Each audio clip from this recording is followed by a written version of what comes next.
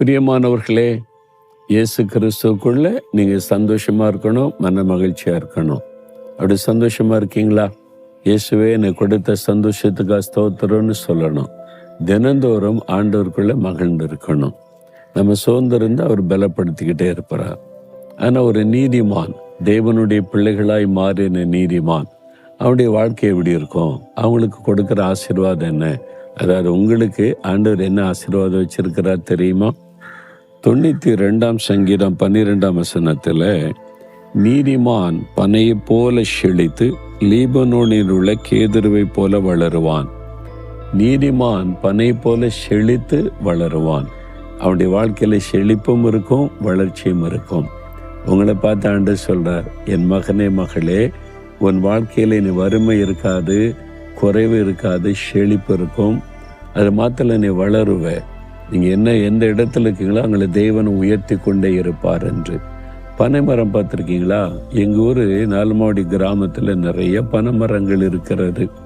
நான் சின்ன வயசுலேருந்தே இதை பார்த்து கொண்டு இருக்கிறேன். இந்த பனைமரம் இருக்குதே, அது செழித்து வளரும். அது தேரிக்காடுன்னு சொல்லுவோம். அதிகம் தண்ணி வசதியே இருக்காது, அதில் கூட அப்படி செழிப்பாக வளர்ந்து நிற்கும். ரொம்ப ஸ்ட்ராங்கானது. பனைமரம் வளர்ந்துட்டா அது ஈஸியாக வீழ்த்தி விட முடியாது. நான் பார்த்துட்டு செம்ம சுழல் காற்று அடிக்கும். அப்படியே அந்த பனை மரம் என்பது அப்படியே கீழே திருப்பி அப்படி எழும்பிடும், ஒடிஞ்சிரும், விழுந்துரும் நினைப்போம். மற்ற மரங்கள் கூட கிளைகள் நொடிஞ்சு விழுந்துடும். ஆனால் பனைமரம் அப்படி ஈஸியாக நொடிந்து விழாது. ரொம்ப ஸ்ட்ராங்கானது. நீதிமான் அப்படி தான் ஸ்ட்ராங்.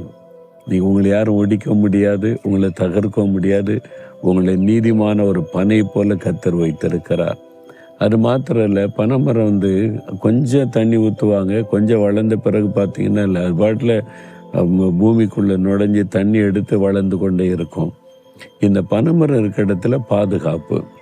அதாவது சுனாமி வந்தால் கூட கடல் அலை உள்ளே வராமல் தடுத்து நிறுத்துகிற ஒரு பவர், ஒரு வல்லமை பனைமரத்துக்கு இருக்கிறான்.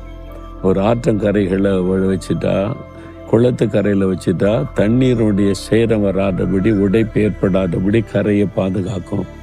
இப்போ பாருங்களேன், இந்த வெள்ளத்துக்கு பிறகு, சுனாமிக்கு பிறகு எல்லா இடத்துலையும் இப்போ பனை விதைகளை ஊன்றாங்களே. என்ன காரணம்? அது அவ்வளோ ஸ்ட்ராங்கு பாதுகாப்பு.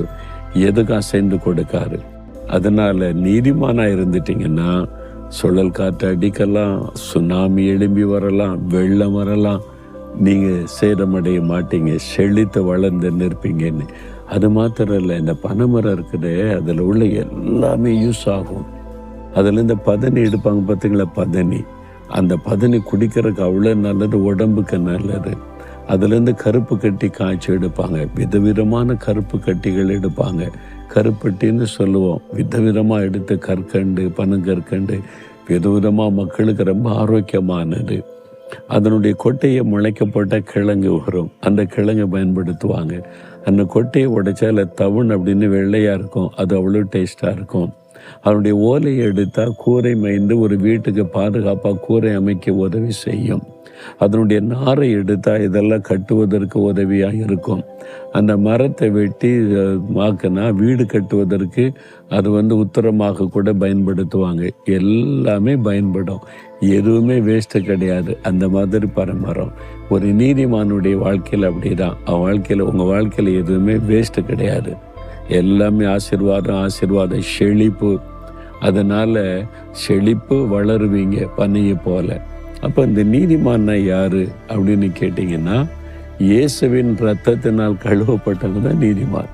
வேற ஒன்றும் பெரிய விஷயமே இல்லை. பாவத்தை விட்டு மனம் திரும்பி இயேசுவே ஒரு இரத்தத்தினால் என்னை கழுவிருங்கன்னா, அவரால் சுத்திகரிக்கப்பட்டு இயேசுக்குள்ளே வந்துட்டால் நீதிமான்களாக்கப்படுகிறோம். ஏன்னா நாம் பாவங்களுக்கு சேர்த்து நீதிக்கு பிழைக்கும்படி, அதான் நீதிமான்களாய் மாறும்படி இயேசு சிலுவையில் நம்முடைய பாவங்களை சுமந்தார். அதை விசுவாசித்து ஒரு மனிதன் இயேசுவை ஏற்றுக்கொள்ளும் போது நீதிமானாக்கப்படுகிறான். நீங்கள் நீதிமானா? இயேசு உங்களுக்குள்ள இருக்கிறாரா? அப்போ அவர் உங்களுக்குள்ள வந்துட்டா திருப்பி பாவம் செய்ய முடியாது. அதனால்தான் அவன் நீதிமான். அவன் நீதியான ஒரு வாழுவாங்க. என்னங்க சில கிறிஸ்தவங்க அப்படி இல்லைங்க, லஞ்சம் வாங்குறாங்க, ஏமாத்துறாங்க, குடிக்கிறாங்கன்னா அவங்க கிறிஸ்தவங்களே கிடையாது. சும்மா பேர் கிறிஸ்தவ பேர் இருக்கும், அவ்வளோதான். இயேசு உள்ளத்தில் இருக்கிறாரா? இயேசு உள்ளத்துல இருந்தா அவங்க நீதியா நடப்பாங்க. உங்க உள்ளத்துல இயேசு இருந்தா நீங்க நீதிமானா வாழ்வீங்க. அதுதான் அவங்கள தான் கர்த்தர் பனையை போல ஆசீர்வதித்து செழிக்க பண்ணி உயர்ந்திருக்க செய்ய முடியும். அப்ப ஆண்டவர் உங்க வாழ்க்கையை செழிக்க பண்ணவும் உயர்ந்திருக்க பண்ண விரும்புகிறார். நீங்க செய்ய வேண்டிய ஒரே ஒரு காரியம், ஆண்டவரே என்னை நீதிமான் ஆக்கி என்னை ஆசீர்வதியும். அவ்வளவுதான். நீங்க ஏற்கனவே ரட்சிக்கப்பட்ட ஆண்டோடைய பிள்ளைகளா இருந்தா பாக்கியவான்கள், பாக்கியவதிகள், நீதிமான்கள்.